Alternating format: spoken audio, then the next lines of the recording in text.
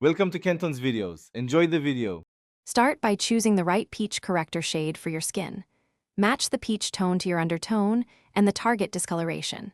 Cleanse and moisturize the area first to prevent patchy application.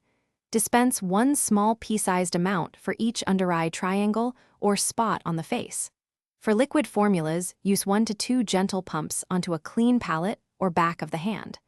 Allow the product to sit on skin for 10 seconds before beginning to blend. Tap the peach corrector under your eyes in an inverted triangle shape.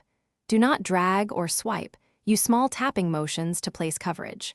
For spot correction, place a dot directly onto the blemish and gently stipple outward. Use a damp sponge or a dense 3/5-inch small blending brush to meld product into skin. Bounce the sponge lightly for even distribution and to remove excess product. Focus on softening the edges for a seamless transition. After blending, set the corrected area with a light dusting of translucent powder.